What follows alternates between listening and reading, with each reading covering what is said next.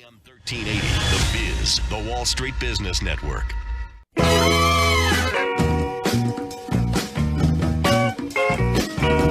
Are you one of the 9 million Floridians living in a community managed by a property manager or HOA? If you've ever wondered what your rights are as a resident or what your role is as a volunteer board member, you've come to the right place.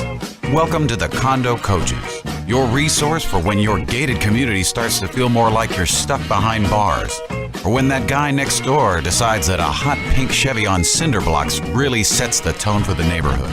The Condo Coaches is brought to you by lmfunding.com. Find the Condo Coaches online at thecondocoaches.com. And now your host, Johnny Torres.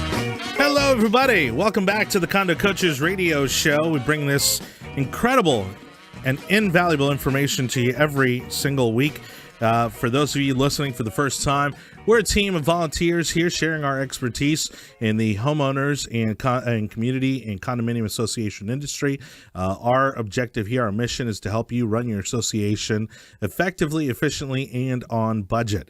Now, if you have listened to the show before and you've missed an episode, don't forget you can catch every episode on social media on Facebook.com/The Condo Coaches, Facebook.com/The Condo Coaches. We have videos of every single episode. And then over on YouTube, you can search for the Condo Coaches, also find every single episode there as well. And again, great weekend viewing.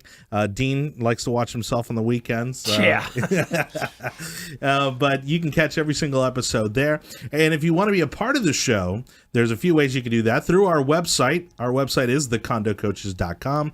Thecondocoaches.com. There's a few forms on there for you to fill out, and all of those come back to the show. If you have a question, an issue that you'd like for us to discuss, we'd be more than happy to do that. We actually have a lot of them for today's show. And you can also email us, help@thecondocoaches.com, help@thecondocoaches.com. That email address plugs you right into the Condo Coaches network. We get that in front of the right person that's going to help you with your issue, whatever that may be, or maybe it's just a question, and we're going to make sure that the appropriate expert, the appropriate condo coach, answers that for you. So help@thecondocoaches.com. Again, another great resource for you. Or if you want to call in and talk to one of the condo coaches, very easy number to remember, and it plugs you right into our network. It's 813-331-5415, 813-331-5415, and that phone number gets you right to Dean or one of our condo coaches that's going to help you with your issue or your question. So again, thank you so much for listening. We're going to go through introductions as we do with every show. With me as always, head coach Dean Akers. Hey, Johnny, how are you doing today? Doing awesome. Got the folks coming next week, so house is ready to go. And good for you. And fortunately, it was a good weekend to stay indoors because, man, was it hot outside. Oh, it was hot outside, but I got to tell you, last week was a hot week for condo coaches. Okay. I don't think I've had this kind of week since we've started the show. We went to Palm Beach. We did a Broward County expo, had tons of people in the booth. We did a condo coaching session for a big community down there, and it really developed some cool stuff that that the condo coaches are helping them with. And do I have a second to briefly tell you? Absolutely. We're going to do a vision program with them. Okay. There's 8,000 homes in this particular deal. We have a software. The condo coaches have a demographic software, which we'll be happy to help anybody with, where we geofence this big community. Gave us all the population data, everything, and all the psychographics. So then we saw what was going on. And so we're doing a strategic plan, a meeting with them. Yeah. And one of their biggest issues was parking. Well, you know, in my prior years, I used to be a contractor building parking decks and all that stuff. And so we started talking about the mathematics of a parking deck, because they want just overnight parking, not in front of their places. Sure. The vision started getting crazy. So we're doing an electronic survey of the community. Yeah. Then we're going to do a strategic planning session. And the big thing the reason I'm sharing this is because I've got other stories that happened this week. The term self-talk. People go, well, we can't afford this or we can't do this. No, say what you want, then let's see if you're right. Yeah. See if it's feasible. See if there's interest. Oh, right? I found one that I helped Saturday where we built a model and the model's available to anybody. Yeah. He goes, well, we can't afford to do this. I go, really? So we plugged in the model of if he spent $500,000 and did this, right. What did it do to the community's real value, because most of our homeowners, it's their biggest asset. Sure, right. The return on that is enormous. Wow. But it's never been presented as, hey, if we all spent $5,000 each, the value in the community would raise it by 25. Right, multiplies. Oh, it's five times the money. Anybody incredible. sign up for that. Right. And it's something that, again, they were seeing it more from the negative prism of saying, oh, well, we don't want to incur all this cost, all this, all these fees and that sort of thing. But what they weren't looking at the positive end, which is, of course, the increase in value in their property. Well, and also quality of life. Yeah. I mean, it's your home. Well, and it's something that everybody's going to enjoy, right? Right. Yeah. And it had every facet, because this particular place was like, you can't do this, you can't do this. So I built the models. They could put landscape reconstruction in it. They could put siding versus painting, and really, really make this place, when somebody drove in, it popped. But we put the original value. So we took the total number of units, total Zillow value, and it said it's an enterprise value of X. So it was great. Wow. That's exciting. Oh, it's exciting. Now you're not only helping communities, you're transforming communities. Oh, this strategic planning we're getting ready to do for this 8,000 place after I did the demographics. Right. Nobody has ever shared anything like that with them in their life. Well, what's incredible is the Palm Beach area really gravitated towards the show even before we started broadcasting down there. Now we're broadcasting down there, and it's just opening the floodgates. Oh, those communities are so much fun to help. Yeah. And they're so engaged. They all want to do good. They want the boards across the state want to do good. Right. They just don't always have the right resources to direct it that way. Well, and talking about amenities and maintenance and, of course, landscaping, as you mentioned, I want to introduce our guest for today. Scott Carlson, Vice President. He's our landscaping coach for today. He's with Landscape Maintenance Professionals, been with them for about 7 years. Welcome to the show, Scott. Thank you for having me. Yeah, we're, of course, as he just mentioned, we're going to talk amenities, we're going to talk some landscaping, but what we also like to open the show with is some of the emails and some of the Facebook messages that we get about the show and about some of the issues that people are dealing with. And so feel free to chime in. And again, for those of you listening, feel free to send in your questions and your issues, and we'd love to bring those up on the show. We'll open up one with, again, one of Dean's favorite topics, which is communication. He says he sees on the agenda for an upcoming board meeting that the Condo Association is considering charging a fee for an owner direct rental. They have a rental program in-house that charges 10% of the rental fee. Can they do that? Can they set up different classes of owners? Well, I'm not an attorney, and we'll get our attorneys to look at it. But generally what happens is you always go back to your declaration and read that. None of that sounds right as a non-attorney. So I would get their counsel to look at it, because this rental deal has been dicey all across the state. People were freaking out about it. We had another person reached out and said, what can we do to eliminate rentals? Sure. And it all has to be in the deck so they could do amendments and stuff. But rentals a function of life these days. Right. So the bigger thing that I've worked with associations is how do you make the renters feel a part of the community? And if they feel, look, they have pride where they sleep too. Yeah. Well, and again, I mean, it gets a little dicey there when it looks like either the association or the community as a whole is trying to make money on other people's rental properties. Yeah, that you can have certain amounts of things you can check on as far as background check. Mm-hmm. But I would really tell them, get with your general counsel, because there's a whole lot of slippery slopes when you start doing background checks and stuff that you got to be careful with. Right. So, all right, Chip, well, we'll definitely respond to you a little bit more in detail. We'll have one of our condo coaches reach out to you. But Chip from Sarasota, thank you so much for that email. We have another email here from Sanchez. It says our condo association's nonprofit status lapsed. They have to pay $650 to reinstate the nonprofit corporation. What happens if they decide not to do that and just let the lapsed nonprofit status stand? Again, that's more of a legal question there. But I mean, are they typically established as nonprofits or? I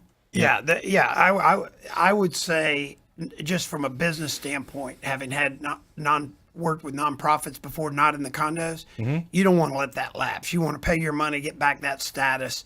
It's just, you have a lot of more flexibilities those reserves could all be considered profits probably. Yeah. As just from an accounting They'll standpoint. have to pay the taxes on it. Yeah, because they're collecting money they haven't expensed yet.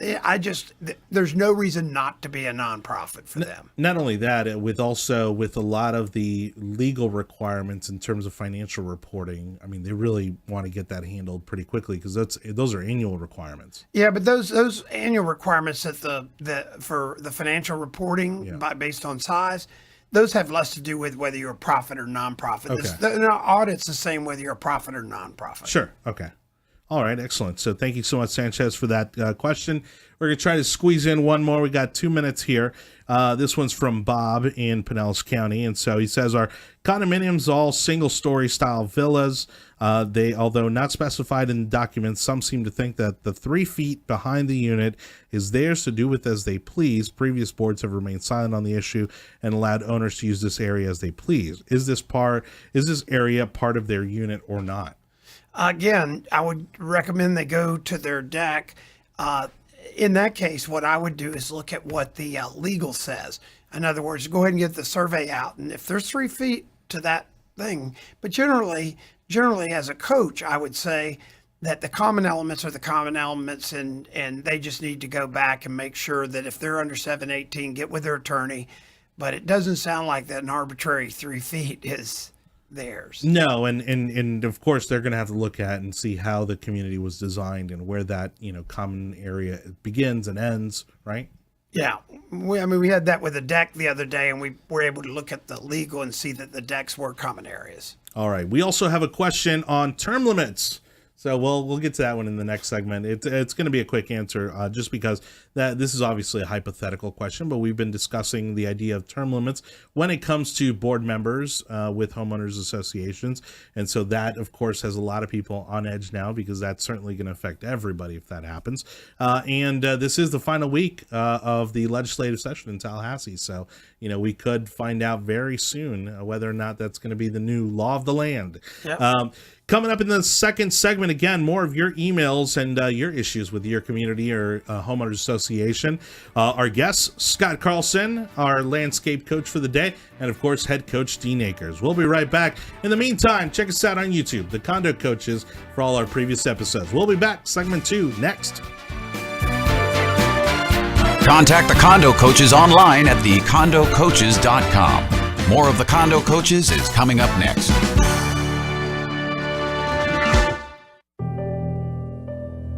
Life is full of bittersweet transitions.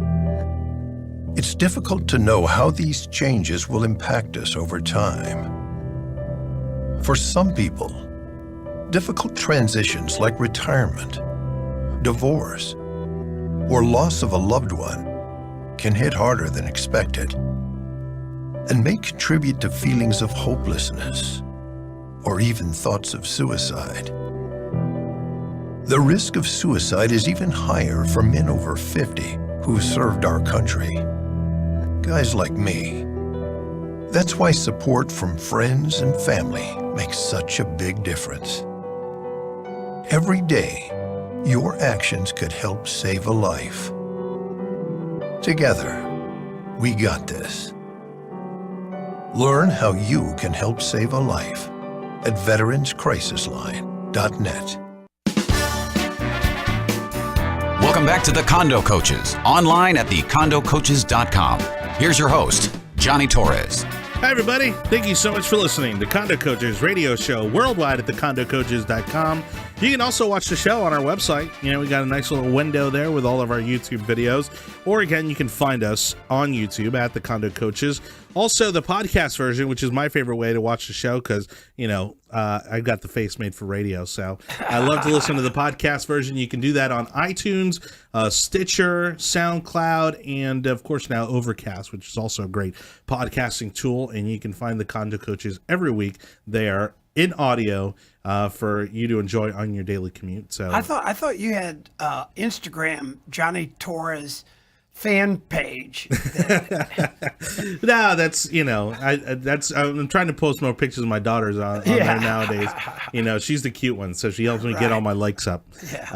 Anyhow, we are joined today by Scott Carlson, our landscape coach, Dean Acres head coach, and this is a bit of a can of worms that we opened a while back with Candace when we talked about term limits on specifically for presidents of homeowner association members, or so we think, because we haven't seen the final version of the bill that's being considered in Tallahassee. But they are asking that if this law is passed and if a community decides to amend their documents to allow or to basically to eliminate or not enforce term limits, which one is the enforceable one? Is it the governing documents over that community or the state law? At that point, legislature wins, right? Well, I mean, we're going to get a lawyer, but as a condo coach, the legislature wins on that. So, I mean, even if they have it, right, and let's say the community decides, we'll put it into our documents, we'll honor it this way, we'll allow people to serve as long as they wish. If someone wants to cause a fuss about it, they could essentially go and have a legal argument for imposing those term limits. Well, again, we're not offering any kind of legal advice until we get our lawyers on. But at the end of the day, we've talked about the term limit situation. People are trying to put rules in Tallahassee for what I call the minorities. Mm-hmm. And what's going to happen is if they impose term limits across all the state of Florida, my next job is I'm going to be a receiver.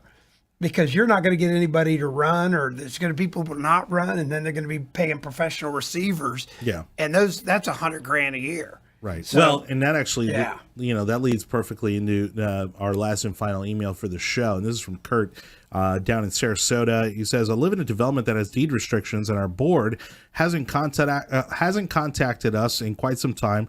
We also haven't received our bills for our yearly dues. I think that we may be going into receivership, but we can't get a hold of anybody. What is it that I can do to find out what's going on?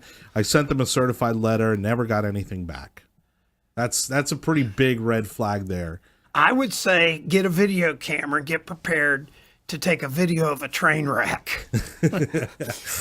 I mean, at that point, is the plane flying itself? I mean, if I would ask him to reach out to us and we'll get a condo coach attorney to look at it. Yeah. I can tell you, if there's no property management and there's no board and there's no way to communicate with anybody and there's no bill sent out, what was that comedian goes, here's your sign? Yeah. I think you've got... That's a 5-alarm situation. Oh, yeah. Something's not right. Okay. And I don't know even what you could do other than buckle your seatbelt, because something's going to happen. I mean, any chance that Division of Professional Business Regulation might get involved, or to reach out to somebody from there that they might be able to figure out what's going on? Or I'll reach out and get back with them. Okay. I would say that the DPR will get involved, but they're not enforcers really. Yeah. I don't know what's going on there, but that's a mess. All right. Sounds like there's no maintenance being done either. Oh yeah, no contractor. Probably not. There. I mean, there's probably if there's no money, there's nobody writing checks. No one's getting paid. But if they do see a contractor of any sort on the property, ask if they've been paid recently. That's a great idea. Who's paying them? Yeah. Have they been paid? Right. Is there a property management company that's who's their handling contact? Stuff? Who's got you out here doing whatever they're doing? That's a great idea. That's a great tip. Yeah. All right. Thank you, Scott. And thank you, Kurt, for that email. We'll definitely have somebody in touch with you fairly soon. That email just came in over the weekend. So, it's hot off the press, and we'll be in touch with him to address that. But that is a huge red flag there that he, unfortunately, he's kind of been watching this situation now for some time and is willing to do something about it. Scott, really great tip. Scott's tip of talk to the vendors, because if there's a pool as an amenity, if they're being paid, they're going to know who it is. Yeah. Or not being paid. Well, then the pool's going to be pretty cloudy pretty fast. Yeah. Well, but I mean, sometimes, again, as I'm sure you've probably had to do, you'll come out and, maybe they might miss one payment or two payments. You maybe get a few months deep before you see service, right? I mean, I'm certainly not going a few months deep. Look, if I don't have a contact with anyone within, a week. Right. I'm out there as a landscaper. I'm out servicing the property weekly in the summer. Okay. So if I go 3 or 4 weeks, that's a whole month's worth of, so I've invested labor to go out there for the last 4 weeks. I can't carry that very, very far out. Okay. But if there's no one that's responding to you at all, that's a pretty bad sign. All right. Well, that's, thanks for that tip. That's a really great tip there. So if you do see any contractors, vendors on the property, make sure you, hit them up with a little conversation. Get them a nice cold bottle of water and see I'm what you can glad you find didn't out. say a Budweiser. Well, I'm sure that'd go a long Scott way would too. have ripped your head off. I'm sure that's heavily frowned upon, Our guys on work appreciate hours. water. Our guys really, really do. I do that whenever somebody comes, whether it's an electrician, whatever, if I have a vendor come over, I always make sure to offer them something. I think it's just common courtesy, right? Yeah. Before we get into today's topic, I just want to remind everybody we have these 4 fantastic playbooks here, and I try to fan them out, but soon enough I won't be able to because we'll have too many of them. But these are an incredible wealth of information if you are a board member or maybe even just a resident. These playbooks have been incredibly popular. We get emails all the time for the hard copies. Now, if you want the digital copies, it's really easy for you to get your hands on these absolutely free at our website, thecondocoaches.com/playbook. thecondocoaches.com/playbook. And what these playbooks do is they cover an incredible amount of information that is essential to you being an effective board member or just getting a better understanding of how your association is run. The first book, here are the top 10 most important things you need to know if you are a board member. This is incredibly popular, over 4,000 copies printed. And then our second one, again, which I feel is the most important one, collecting delinquent association fees. And collecting delinquent association fees, again, the lifeblood of a community, and certainly something we more or less may be touching on from that last question. As summer comes around, again, kind of puts us into the second half of the year, the ABCs of holding elections. And so this one's going to be one you're going to want to be reading up on soon because elections are just around the corner if you have annual elections. And understanding your community's finances. And this has really been the gold mine for the condo coaches because so many communities out there have one impression of where their community is financially, and once you start to dig in to the numbers and get them organized and get them in a way that the average person can understand, you realize that things aren't always what they seem, for the better or for worse. Well, we just finished a condo coaching session that started about 6 weeks ago. It's not totally over, but I met with the board Saturday on their finances because there was a lot of stuff in their balance sheet that didn't make sense. When we got done, we found out the management company, the current management company, brought over the beginning balance sheet balances from 5 years ago with no detail. So they've just been laying in there these huge liabilities and some of the assets. So we're going to have a massive balance sheet adjustment that's going to be made. And so we're meeting with the management company to go, why, or where the backup is. If it's not, we're going to write off these different things and make it right one time. And then the recommendation is, because this is where boards are changing, that you bring the management company in to recommend the write-offs on the balance sheet as per prior periods back 4 years ago. So that the board can vote that change, but based on 4 years ago. So somebody didn't go in and say, this board did a horrible job, blah, blah, blah. They actually fixed it. Wow. Yeah. It's crazy. Yeah. Well, and again, it's one of the services the Condo Coaches provides. If you want a financial assessment of your community association, we do that absolutely free. All you got to do is reach out to us through our website, thecondocoaches.com, or via email, help@thecondocoaches.com. And that goes to Dean, and he'll get the right people plugged in to get you a true black and white assessment of where your community is. This was a 6-figure impact. I can imagine. Yeah, a decent 6-figure, not like 101,000. So it's just because they carried over old numbers. They carried over old numbers, but there's no apparent reason as to why. Yeah. I mean, they had an accounts payable balance that was half their annual budget. Do you think any vendor would have open payables for 4 years, half the budget without suing? No. Without beating down the door. For something would be going on. Absolutely. Yeah, so it's garbage. But the problem is the current board has to make sure when they fix it that they don't go, that somebody comes in on the outside and acknowledges that it's a fix. Yeah. All right, so we got just a few seconds here to wrap up this second segment.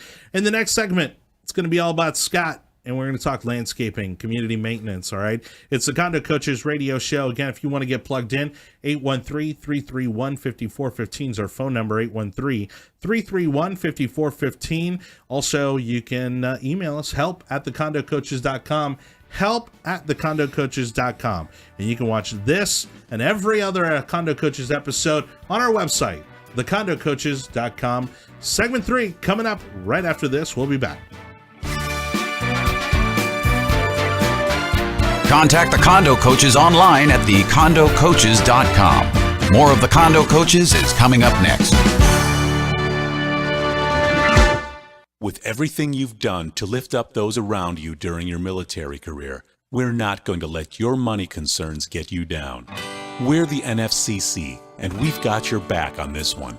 As your financial advocate, we're dedicated to improving the financial health of all members of the military community. Whether your debt issues are related to student loans or housing, or involve credit cards, our goal is to help you to defend your financial future. NFCC certified credit counselors have already made the difference for thousands of military members and their families. Let us make a difference for you and yours. Schedule a confidential financial review with an objective nonprofit NFCC financial counselor. Call us today at 877-404-6322. That's 877-404-6322. Or visit us at nfcc.org/military. You owe it to yourself. Get relief now. Welcome back to the Condo Coaches, online at thecondocoaches.com. Here's your host, Johnny Torres. Segment 3, the Condo Coaches radio show. Thank you so much for listening. Again, we're a team of volunteers here, just lending our expertise to those of you living or serving in a condominium or homeowners association.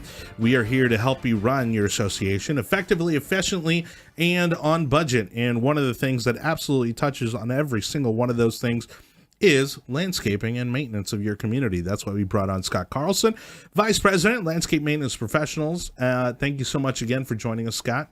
I'm having a great time. Gave us a great little nugget there of advice, a little tip there in the last segment. With that one email that we were answering in terms of, again, somebody kind of flying blind, some community out there seems to be pilotless, or without their board. And when your teams find themselves in these communities and they come across homeowners, obviously everybody has an opinion as to how their community should be maintained, what it should look like. How's that typically addressed? I mean, obviously there's going to be interaction there with the homeowners. Yeah, there is. We've got account managers that are assigned to the properties. We want to have all interaction basically come through them.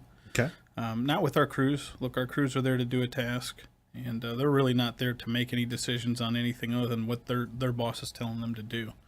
It is a challenge. Everyone they want their plants trimmed a certain way. Sure. When you're hired to do work for the association, you need to keep it consistent throughout the association. Right. Communication is huge. All of our foremans and managers, they have BlackBerries. We do our iPhones. I'm sorry. Yeah, I was gonna say we're cutting edge. We have BlackBerries. There we go.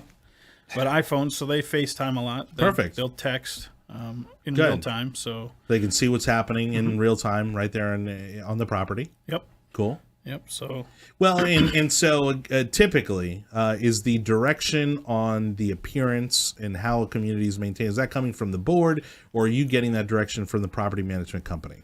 But ultimately, it's coming from the property manager. We encourage a lot of interaction with the board. We want to go to their board meetings. Okay. For the simple fact that we want to have that interaction. Sometimes when a board translates something to a property manager and the property manager translates it to us, we're assuming first that the property manager knows fully what the board wants. Right. A lot of property managers, look, they're torn in a lot of different directions. It's landscape their expertise. It's really not. Yeah. So we want to have interaction with the boards.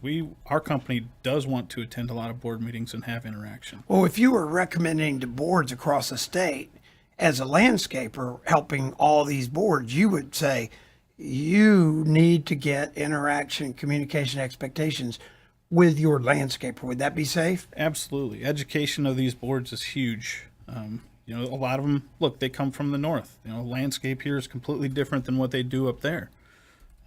We do. Education is a big part of what we do with our role, making sure that people understand why we do certain things for the long-term benefit of the landscape. Landscape has a shelf life. Sure. So it's our job to be the professionals and to keep that landscape alive and thriving as long as possible. But at some point, it gets tired and worn out. Right. And it has to be replaced. It has absolutely. to. Yeah. Yep.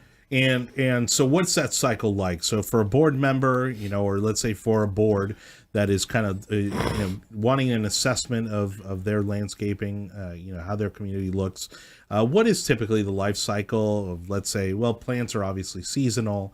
There are some that, again, native plants that will last a little longer, maybe year round. What would you recommend as a cycle to kind of maybe kind of tear all that stuff out and go brand new again? Yeah, there's a lot of things that go into that. Okay.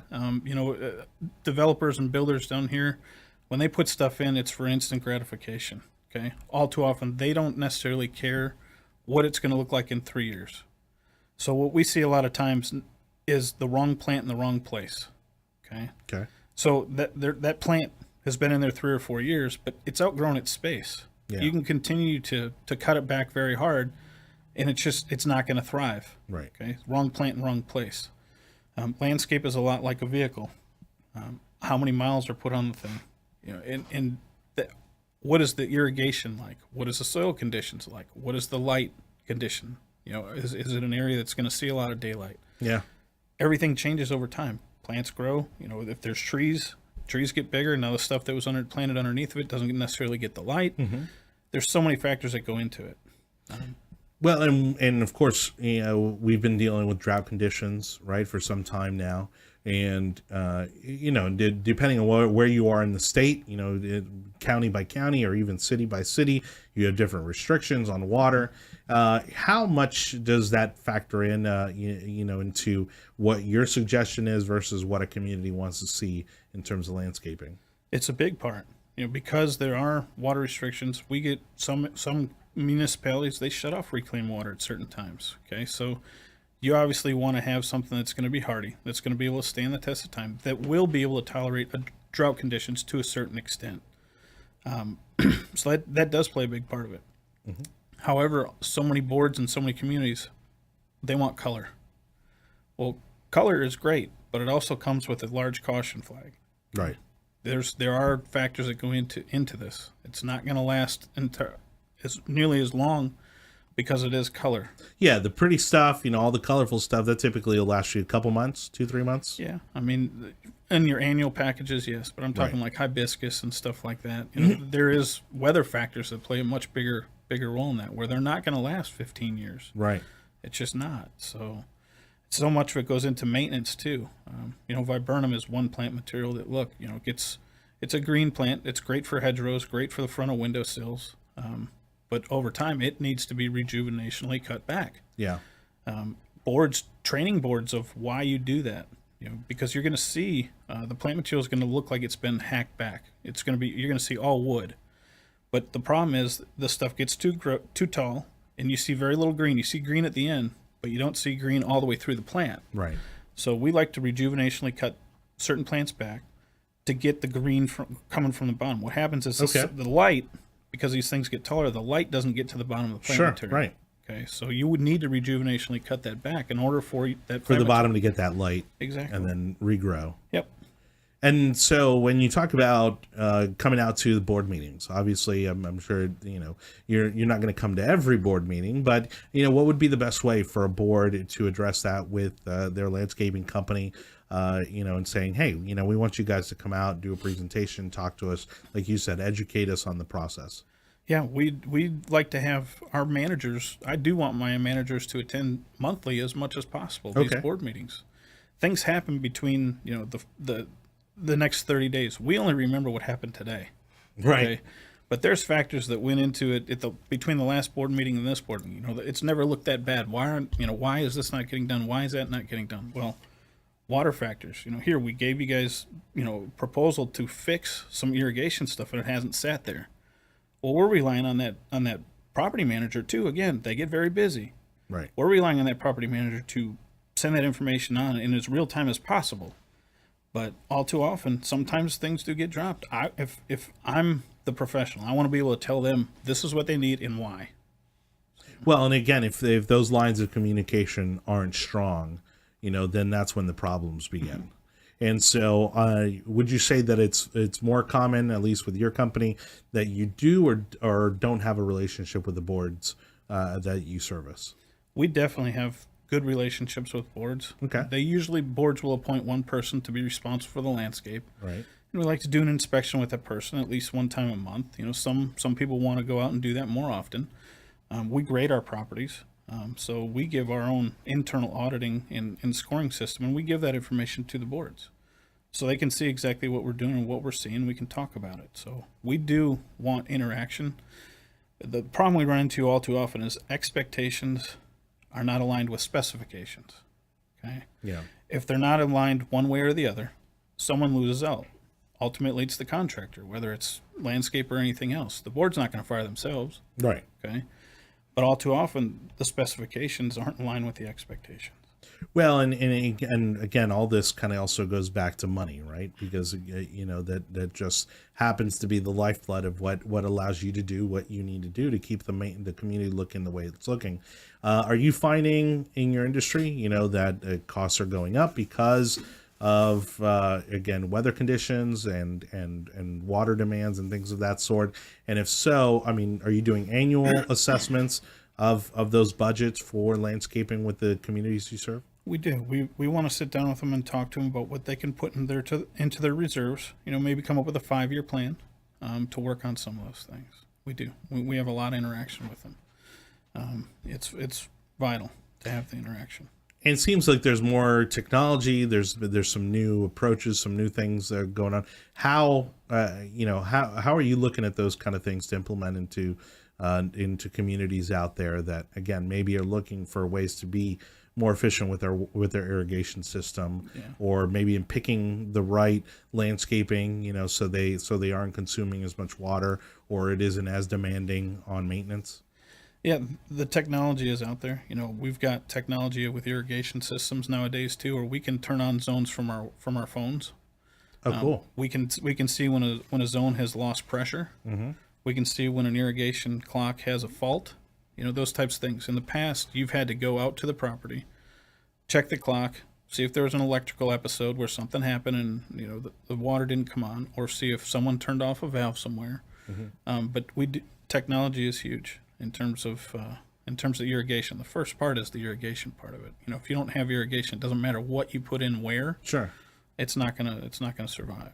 Well, and I see this, again, even at my home, right, where you'll see in the neighborhood, somebody will just tear out everything and then, lay down again new PVC system and all that stuff for their irrigation. How often is that something that needs to be considered, whether it be for a single family home or a townhome community or condo community? Irrigation systems, they really, the system, the heart of the system itself, mm-hmm. you shouldn't have much of an issue with over time. Okay. Electrical, PVC will wear out, you can get 40, 50 years out of, Okay. You're going to have some areas that are going to break where you need to replace those. But the integrity of the irrigation system, if you're doing proper maintenance on it, it's going to last you a long time. Other than your valves, which are electrical, your clocks, which, in Florida, we're going to have lightning strikes. We're going to have episodes of stuff like that. So wiring and clocks are probably the biggest issues that we run into. Look, the landscape, it's the largest uninsured asset that anyone has, whether it's a home or it's an association. Right. Well, and we'll get into a little bit of that, and again, some of the weather situations that you mentioned in our final segment here. We're talking with Scott Carlson, landscape coach here on the Condo Coaches radio show. Final segment coming up. Check us out online, thecondocoaches.com. We'll be right back. Contact the Condo Coaches online at thecondocoaches.com. More of the Condo Coaches is coming up next. Thanks, Julie. And coming up next, is there rain in your weekend forecast? We'll find... Hey. Hi. It's been a while. Great place and nice neighborhood. You must have a strong community association board. Thanks. I guess so, but I don't pay any attention to that stuff. Seriously? How do you know for sure the board and community manager are making the right decisions to protect your investment? I don't, but what am I supposed to do? You can get involved and connect with CAI. CA what? CAI, Community Associations Institute, they're a nonprofit group that has helped us build a great community. They have free resources for your association board, professional training for community managers, and helpful information for homeowners. Thanks. I'll definitely do that. Is the time and investment you have made in your home and community protected? Be a smart homeowner and visit CAI at responsiblecommunities.com. Welcome back to the Condo Coaches, online at thecondocoaches.com. Here's your host, Johnny Torres. Final segment for the Condo Coaches radio show, talking community landscaping and maintenance. But don't forget, if you missed any part of this show, you can always catch the podcast on iTunes, SoundCloud, Stitcher, Overcast, whatever your podcast platform is. Just search for the Condo Coaches. You can also check us out on YouTube, where you can find all the previous episodes. Just search for the Condo Coaches on YouTube, and our Facebook page. Like us, sign up for those notifications, share our videos. That's facebook.com/the Condo Coaches. Facebook.com/the Condo Coaches. Scott Carlson, landscape coach for today's show, and head coach Dean Akers with me. We are talking community landscaping and maintenance. You started to mention, that of course landscaping is the biggest piece of uninsured property, when it comes to a community. Of course, we are susceptible to a number of natural events, tornadoes, hurricanes, thunderstorms, especially here in Tampa Bay.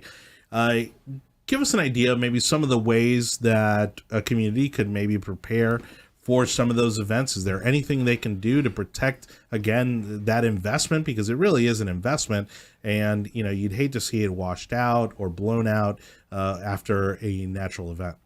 Yeah, one of the things that we see that is one of the hardest things to educate a lot of boards on has to do with trees. Trees are great for shade. However, when you start to get heavy winds, if you don't do thinning of the canopies, which is going in and selectively removing some of the limbs to keep air to flow through the trees, all they become is large paperweights. So and they're going to go whichever direction the wind's going to take them during hurricanes. Yeah. That's one of the things that I think associations really need to think twice about. Well, look, the tree is the major focus is just keeping it limbed up so you can walk underneath of it, or a bus can get it, or a truck. Right. But cleaning out the trees is a real big thing. Making sure that your palms are trimmed at the right time of year. We typically want to do those in November, December, and then again just before hurricane season. Well, you got those I don't even know what they're called, but you got like kind of the remnants of the previous palm frond that was there, and those things were heavy. I mean, those things can do some damage. The seed pods, the boots. That's right. The fronds. Oh yeah. Yeah. Well, and you hit on the trees, which is funny because I was thinking about this recently. I had a neighbor who got his trees trimmed, and I mean, they made these things look like a Q-tip. I mean, it went from like being this beautiful big tree, and they just cut it. I mean, in your experience, I mean, do you find that that's the best approach when, especially kind of looking to grow the tree vertically instead of horizontally? It seemed like it was a bit excessive to me. How is that typically? Is that decided on by the homeowner or by the community, or is there a best practice there that's typically followed? There is a best practice. A lot of times nowadays, first question I have is the company are they licensed to do the work? Are they insured? Because Right. if they're licensed and insured, they're gonna know what ISA certification in the specifications of Class 2 pruning is. It's never never removing more than 25% of the canopy in any given year. Okay. So to thin it out, you do not want the tree to necessarily lose its shade coverage. Right. No, yeah, like I said, I mean, this thing went from probably being about, 10, 15 feet in diameter to, I mean, again, almost no shade cover at all. Yeah. I mean, it literally looked like a Q-tip. By the time they were done with it, I'm like, oh, that doesn't look right to me. No, it's certainly not the right thing to do. But again, is homeowners at the end of the day, education of that process is vital. You got some guys that are going to go out there and they're just going to do what the customer wants them to do. regardless of what's for the long-term benefit of Yeah. it. We make sure that as part of our communication, it is an educational process. We can do that for you, but understand that this is... It's also understanding why, right? Correct. Why they're doing certain things. Correct. And again, you're encouraging, the board members to ask their landscaping companies to come to their monthly meetings or their annual meetings or whenever they have a meeting that you're encouraging your team members to attend those meetings as well.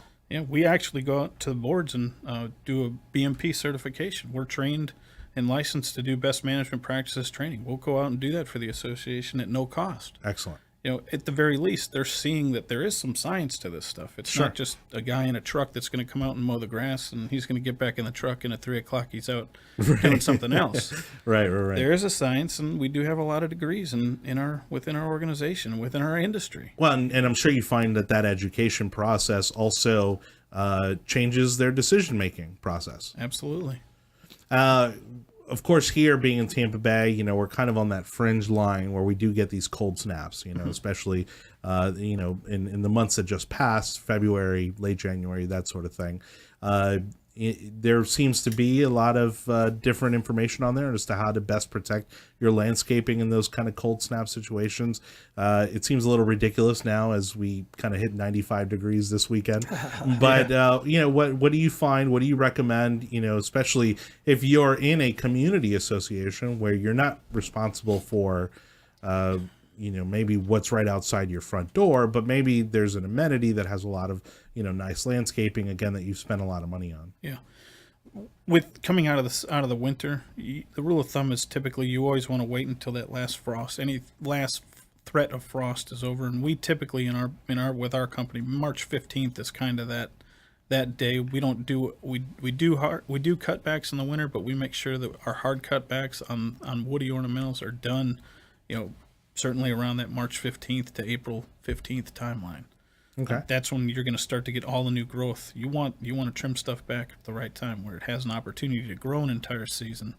And again, educating the customers to tell them, hey, look, March 15th to May 5th, you're going to have this plant material. It's going to look a little rough, but July you're going to sure forget what we did back there, and you're going to be thanking us. Yeah, just be patient, exactly. Hang in there, let nature take its course. Mm-hmm.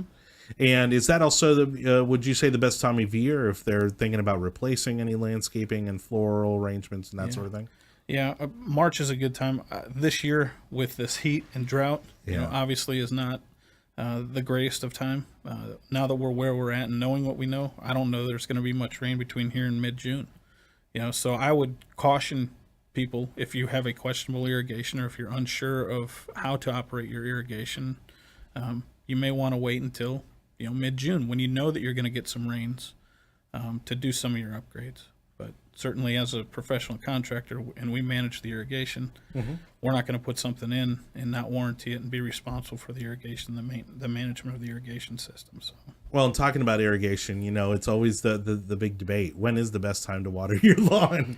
That's my question, because I toy, and I read stuff online, and there's a lot of differing opinions out there as to kind of the golden time for that process to take place. Well, if you have no time limits, and the large commercial irrigation systems that we run, look, we have a set time that we can window within a period. Okay. So in a perfect world, if I had no time restrictions, it'd be about an hour and a half before sunlight.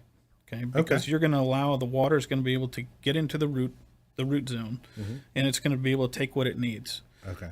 Trying to water right as sun's going down, this time right now, because we're in drought, it's not the end of the world, but it's not optimal. Because what's going to happen is the water's going to sit in the root. It's going to encourage fungus. Okay. So if you're watering at 8 o'clock, 9 o'clock at night, you are leaving yourself susceptible. And that's fungus. How you get the mushrooms and whatnot. Yep. And is that also the reason why, like, if you're watering your lawn late at night, let's say, overnight, is that also, same situation there? Yeah.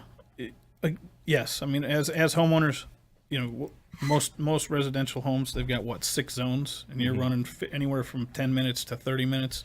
It's really a 2-hour window. So there's no reason for a homeowner to start running water, much before 4:30 in the morning. Because ideally the sun's coming up at 6:37. That's the best time for it to come for the irrigation system to go off. And okay, and as we got a couple minutes left here to wrap up the show, For the board members listening out there, right? When you're working with board members, what's the one piece of advice you would give them when, again, approaching their landscape situation, their community maintenance situation? What's the one piece of information you find that again, lacks out there? Engagement. Okay. A lot of people, well, look, it's a volunteer position as a board member. You're limited in your time that you have that you can dedicate to it. But ask the questions. There's no question that isn't, that you shouldn't ask. If you want to learn more about the process and help yourself get educated, ask the questions. Yeah, bring that vendor in. Yep. Have them do a presentation or at least do a Q&A session. Yep. Board engagement is huge. Yeah. We're in the relationship business. Right. Whether it's landscape, making widgets, whatever it is, we're in the relationship business. Yeah. We're landscapers. We're not perfect. It's how we respond to the challenges of what we deal with. Well, like you said, it's not just a service, but there's also a science behind it, and understanding that science helps you make a better decision. That word that we use a lot, assume, still comes to play, because what happens is a lot of landscapers assume the board members understand irrigation and stuff. And I know that I've met board members as a condo coach for various things, and when I meet with them, the property manager or somebody goes, "Oh, they know that." When I start asking the questions, no. All right. Well, thanks to Scott Carlson. Thanks for having Landscape Coach. Dean Akers, thank you so much. That's been another Condo Coaches show. Thank you so much. See ya. You've been listening to the Condo Coaches, brought to you by lmfunding.com. Find us online at thecondocoaches.com and join us this same time next week as we help you navigate life in your managed community.